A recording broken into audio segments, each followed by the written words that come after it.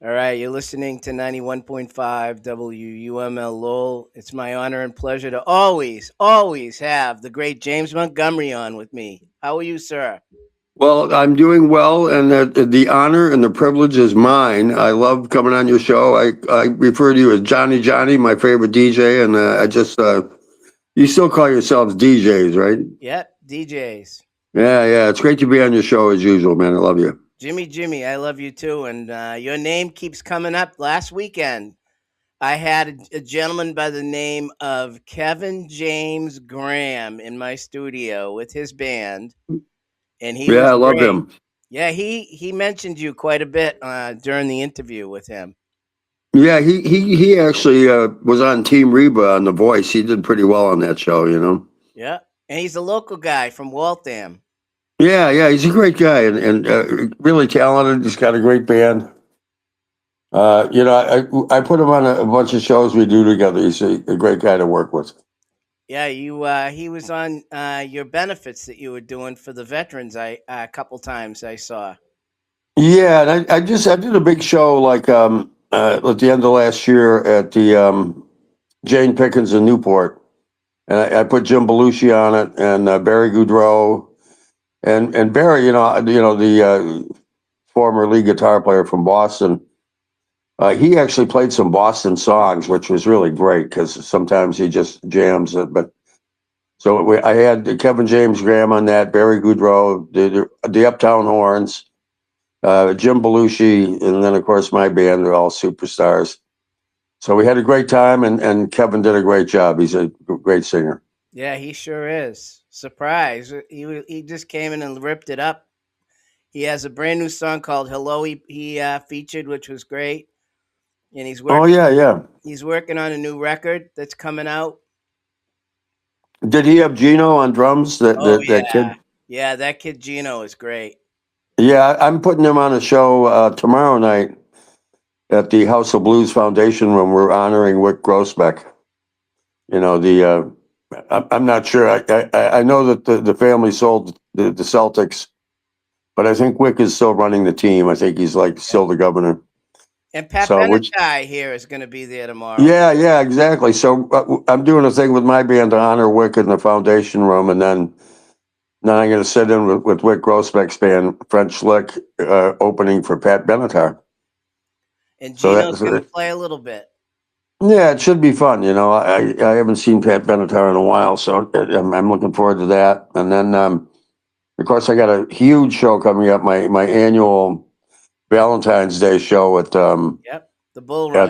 at the Bull Run in Shirley. So that one, we really want to get people to come out to that one because it's an annual show and it's always a ball, Sold out all the time is what I hear. Yeah, hopefully, and the dinner is great and the people dance and they party and it's just it's a great way to spend Valentine's. So who's going to be the band next weekend when you do your Valentine's show? It'll be David Hull on bass, of course, and George McCann guitar, and Marty Richards. These guys have been with me for about 20 years. Of course, they're all gunslingers. They go off and do their own thing as Oh, well. oh yeah, I know those. All three of those guys. They Yeah. But we have a great. We've been together, like I say, for about 20 years. So um, time flies when you're having fun, huh? yeah. Oh yeah. And hey, by the way, I wanted to mention I did get the chance to watch Bonnie Blue, and I loved every minute of it. Oh yeah, the James Cotton documentary. Yeah, you did you can tell that you put your love into that. You can tell just by watching it. Yeah, one of the things we did with my co-producer Judy Lasser with the Woods Hole Film Festival, and my filmmaker Bester Cram was just a genius filmmaker. One of the things we wanted to do was we wanted to make it more than just a biopic.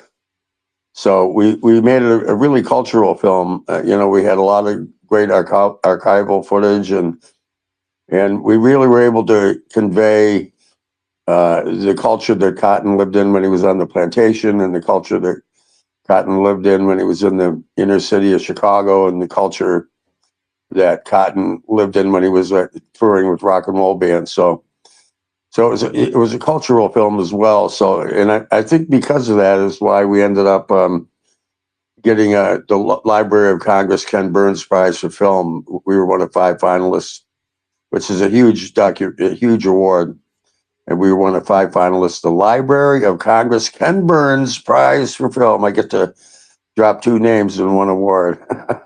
Well, that was the interesting part about that whole Bonnie Blue was watching him more from his blues, starting out as a blues man, and then finding his way into rock, which was crazy to see that. It was, and one of the things that Bruce Iglauer, the guy who's the runs Alligator Records, Yep. pointed out that Cotton was such a powerful harmonica player that he could compete with the electric guitars of the Who and the band 10 years after, and Janis Joplin, the rock bands that he played with. He was such a powerful harmonica player that there wasn't, at one point when he opened up for the Who, they waited over half an hour before they went on and played their set because they didn't want to come on after him. So he was a powerhouse, and he could make these rock bands. Janis Joplin said, "Wow, when he opened for me, he really made me work." So he was a great guy and a powerhouse, unbelievable. Yeah, the whole story, the whole documentary was great about that whole period of him during his days in Chicago, and then morphing into how I couldn't even believe it when I saw him on the big stage in a rock concert, and he was holding the crowd. It didn't matter. It didn't matter what he did. Yeah, he was unbelievable. I got to meet him when I was a kid, and of course, we became lifelong friends. He called me a son, and I called him dad. And when you think about it, everybody, when they talk about the greatest blues harmonica players, they say, well, the 2 greatest ones are Little Walter and Sonny Boy Williamson. And most people, I think, side with Little Walter because he was a little bit more modern than Sonny Boy. But you look at James Cotton, and he was a direct disciple of Sonny Boy's. He lived with Sonny Boy.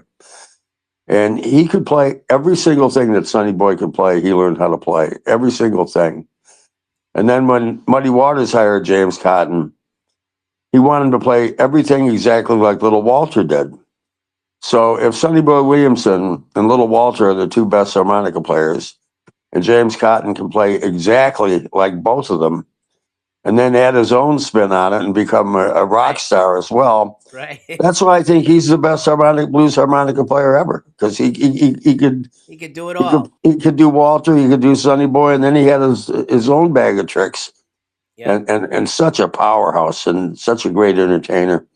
We did find some archival footage of him doing a somersault on stage, by the way, which I used to love that when he did that. So, any more documentaries coming out? You working on any others for yourself? Well, we're thinking about it. I'm pretty sure I'm not supposed to talk about what the subject matter is, but we're definitely thinking about doing another one. And I've got another one on Netflix. Excuse me, not on Netflix, on Amazon Prime and Apple TV Plus and Hulu and Fandango and all these platforms. It's called America, You Kill Me. And it's a documentary about my younger brother, Jeff. Yep, I remember. We talked about that the last time. Yeah, he was a leader and activist in the LGBTQ movement. And I always put it like this. He was so successful at what he did that he ended up on the Aryan Nation hit list. So they did try and kill him. When you're on the Aryan Nation hit list, it's a real list. It's not like a wish list. Right. They try and kill you. Well, I'm surprised you haven't done a documentary on your other best buddy that you knew very well, John Lee Hooker. Well, yeah, that would be a great movie. Now that you mention it, we were thinking of we thought about that at one point, and also we were thinking about Joe Louis Walker too. But yeah, but John Lee Hooker would be great. He had a million selling record in 1949. You know who else sold 1 million records in 1949? Perry Como and Bing Crosby and John Lee Hooker. And he was your buddy from what we Yeah, talked about yeah, in the past. yeah. There was one time. One time I was playing out in San Francisco for Bill Graham, and he invited me over to his house on Buena Vista Avenue in Oakland for dinner. And so I knock on the door or whatever, and he answers the door. He's got on a singy brim hat, pointed shoes with thick and thin socks, sharkskin pants. He's got a wooden spoon in one hand and a bottle of Jim Beam, and he's got on a really frilly housewife apron. It's like with floral, all these flowers on it, and all these frills. It was just incongruous to see him wearing that apron. He goes, Montgomery, I can cook and boing. So it was the best fried chicken I've ever had. Yeah, I'd love to see a documentary, a biopic on him. It would be great. Yeah, that's a good idea. Maybe I'll put this idea we're working on. The thing we're working on is going to be a little complex anyway, because there's so many characters in it, and some of them aren't with us anymore. But the John Lee Hooker thing, you got the wheels turning here. That would be great. I mean, look at you. You were part of Cotton's life, and part of Hooker's life. You were part of as well, and Muddy's too. You were involved with Muddy as well. Well, I didn't. I knew Muddy, and I played with him one night, which was like the biggest thrill of my life in some ways. But I didn't really know Muddy that well. I mean, I hung with him here and there, and we knew each other. And like I say, I played with him one night, but he wasn't like you know, uh, James Cotton, John Lee Hooker, Junior Wells, Paul Butterfield to an extent. These are like, day in and day out friends, Yep. and Buddy Guy for a while. I still see Buddy now, and then the last time I saw Buddy, he had me up, and we did like a 10-minute slow blues song together, which was a lot of fun. But anyway, so yeah, so the John Lee Hooker thing is interesting. I like that idea. You like that, huh? Yeah, I do. I actually do. You might want to think about doing that. It'd be Yeah. fun. Look at how well you did it with the Cotton story. You could do it with the Hooker story too, I bet. Yeah, I think so. I think so. So, And if we do that, and I think it's a great idea, we should probably move on it pretty quickly, because some of the people whose stories are, I mean, John Mayall's got a great story about recording. Mayall told me that that's the last recording he did was on a John Mayall record. And John told me, he said, he still drove his own Cadillac, and he pulled up to the studio, and they got him in there. And you know how these Pro Tools machines are now. If you get one part, you can just keep dropping it in throughout the track. And so he said, we got 8 bars that was clean. So we said, okay, that's great. And then John Lee got in his Cadillac and drove away. And they had 8 bars of his guitar playing that they just, tweaked and dropped it in here and dropped it in there. So it worked, but so that'd be a great story to have in there for sure. yeah. And of course, the other thing that's great about that, you could actually do, those 2 records that he did were with Bonnie Raitt and Carlos Santana and Robert Cray and the whole list of them. Yep. What you could do, you could make a documentary just about the making of those 2 records. That's what you do, because all those people are still around and could tell their stories. And then, well, you got Canned Heat too. A couple of those guys. Yeah. So you could make a documentary about the making of those records, and in the meantime, have the backstory of his life. Yeah. Wow, thanks for the idea. I'm gonna when I get that, off. I love it. I'm gonna call Judy, my co-producer, when I get off the call. Matter of fact, I'm jumping off the call now. No, I'm kidding. Nah, I had to bring that up to you because you and I have talked about Hooker a long time ago and how close you were with him. And I'm surprised you didn't do one for him yet. Well, get off my back, okay? No,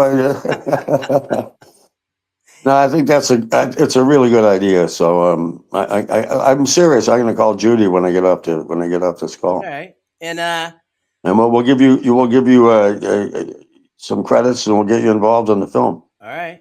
I'd love to help you with it. Cool. There's a lot of recordings out there of Hooker that no one knows about. There's tons of them.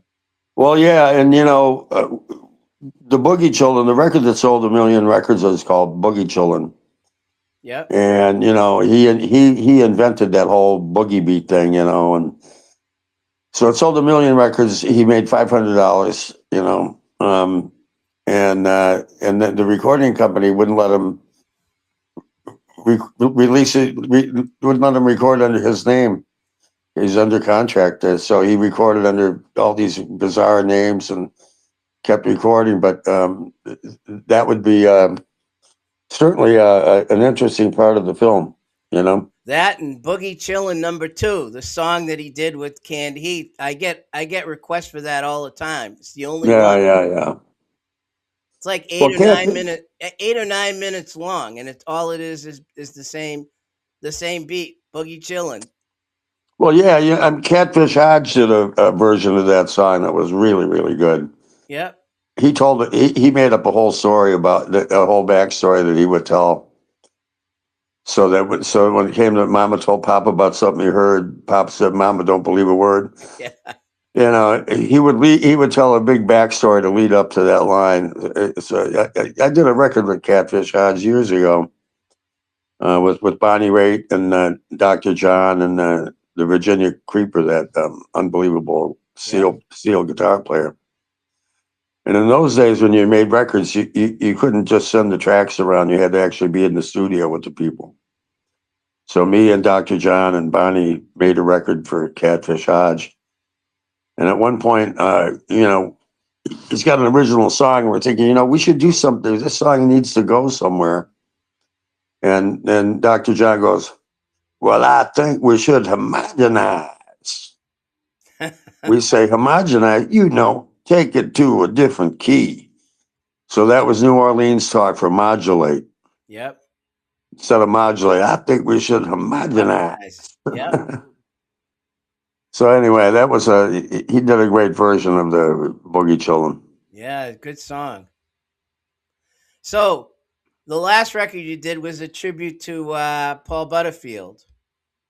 Yeah, it was so bizarre because David Hull and I always, talk about Paul Butterfield a lot, and what a tremendous influence he was on American music. And me and David talk about him all the time, and of course George McCann talks about Michael Bloomfield, and so we got Paul Nelson, who was Johnny Winter's last manager. Yep. Paul Nelson came up to me. He said, "I've got a record label out on the West Coast that is interested in you doing a tribute to Paul Butterfield." And David and I looked at each other and said, "Wow, this is great. We've been talking about it for a couple of years, and now all of a sudden there's a label that wants to do it." So we had a great time making that record, and I put Jimmy Vivino on it, and Grace Kelly on it, and the Uptown Horns. So it's a powerful record. We tried to capture as much as we could that kind of high energy power that Butterfield played with. Well, yeah, I learned a lot from Elvin Bishop when I interviewed him about Paul Butterfield and how Butterfield, I don't know if you know this, brought blues music to the North Side. There was no blues clubs in the North Side. He went to the North Side of Chicago. Yeah, no, definitely. And go ahead. No, and he played all these college parties. Yep. And when you see the black and white videos of these dance parties they had, they were so integrated. It was so ahead of its time. It was like maybe 64, sometime around then. And, people look back and they don't realize, how long it's taken, for, for these people to get their rights and be accepted. In my brother's movie, the movie I made about my brother Jeff, it turns out that even in the 80s, if you were gay, you'd lose your job and no one would care. Oh yeah, he was gay. No wonder he got fired. He's gay. No wonder we kicked him out of the apartment. And so for Paul Butterfield, in the early '60s, let's remember, this is around the time of the March on the Bridge in Selma, not too far after that. Yeah. So for Paul Butterfield to be playing these huge dance parties, which were totally integrated, 50% white people, 50% black people, partying, dancing together. I mean, there's still people in this country who, if they saw a black man and a white woman dancing together, would be appalled. Which of course, as we know, is totally. I can't use the F word on here, but blanked up is what I mean to say. But anyway, so he was not only an innovator as a musician, but also he was fearless about. He was colorblind. He was fearless about walking into these clubs and playing with Muddy or playing with Howlin' Wolf. Well, he cut his teeth on the south and the west side. Yeah, and then decided, well, I'm bringing it to the north side, the white side of the city. That's right. Yeah, and he was successful. It was crazy.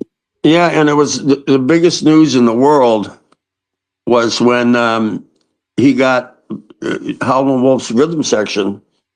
Yeah, he stole to join his band. He stole them. It was like in Chicago, people were shocked because, of course, Muddy Waters ruled Chicago, but not far behind him, and almost on the same level was Howlin' Wolf. And they had regular gigs, and Howlin' Wolf had a regular nightclub.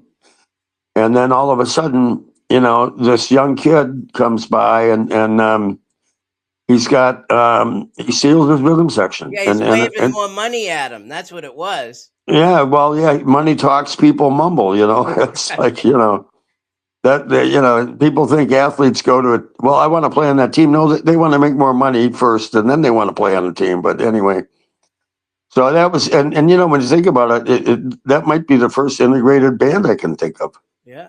I can't think of any band in the '60s that had both white people and black people in it. He was an innovator. I interviewed Sam Lane. He told me it was money. Yeah, exactly. Yeah.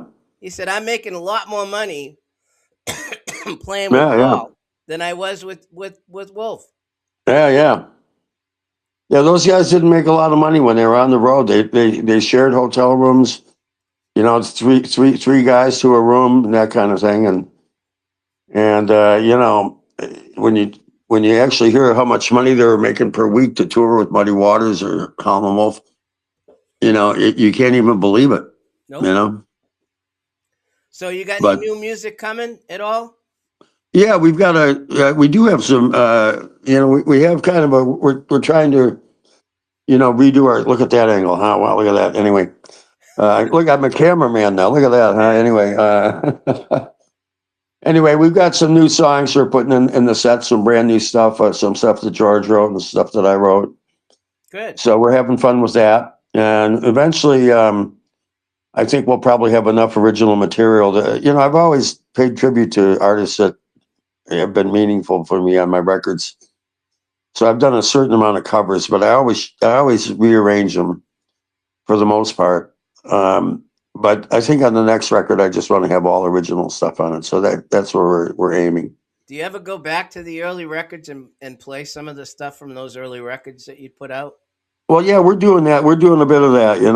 We put School and Them Dice back in the set, and we put Train back in the set.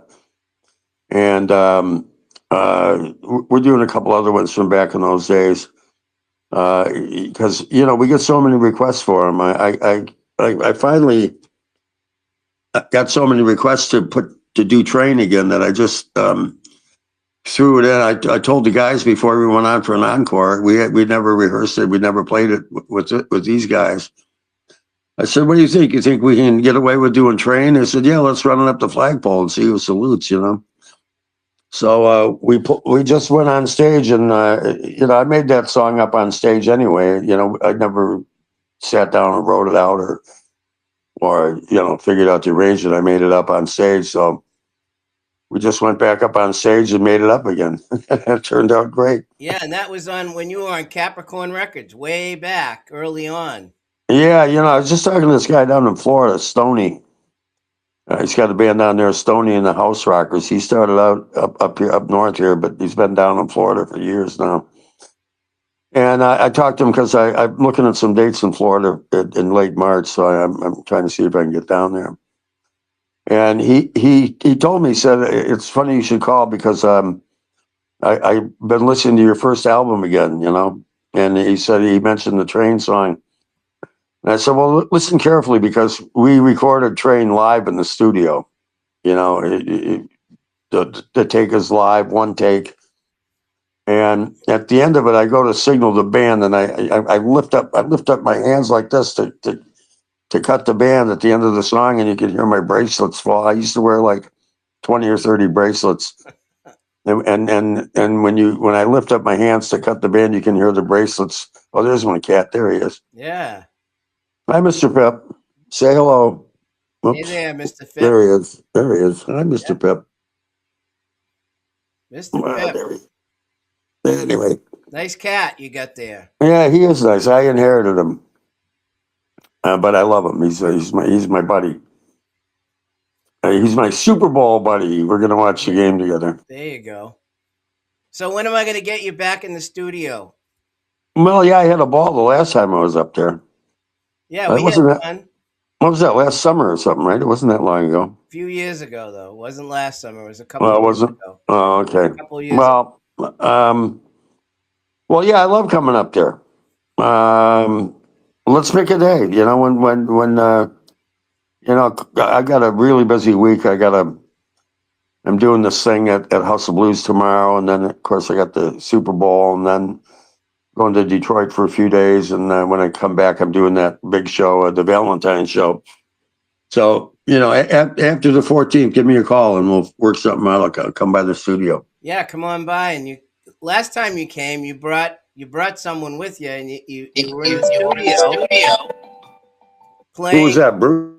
Yeah, Bruce. Yeah, you were playing acoustic in my studio. Oh yeah. And then I could do that. The band, you've had the band in before too, once before, a long time ago. Yeah, I remember that. That was great. I had a great time doing that. Yeah, we'll do that. I'd love to do that. All right. Let me we'll figure something out April, May in that time frame. Yeah, that sounds great. That sounds good. All right, I'll get back to you. Again, yeah, cool. Mention Valentine's Day because that's the whole promo for today. Right. Okay. So the one show you don't want to miss is the big show in Shirley, Massachusetts at the Bull Run. James Montgomery's annual Valentine's Day bash. It's a great show. We have a great time there. The food's great. The crowd's great. I'm a filmmaker now. Look at that. Yeah. The food's great. The crowd's great. And, people come there to cut loose and party. And, and of course, most people bring their Valentine with them. So it's a combination of party and romance and a high energy performance by one of the greatest blues bands in the country. So that's on Valentine's Day. Any special guests coming? Do you know? That's a good question. Maybe I will for now, I'll just say there probably will be. Good. Well, all right, James. Yes, make sure you come on down. All right, James. Thank you very much. Tell everybody how they can find out about James Montgomery. You have a website.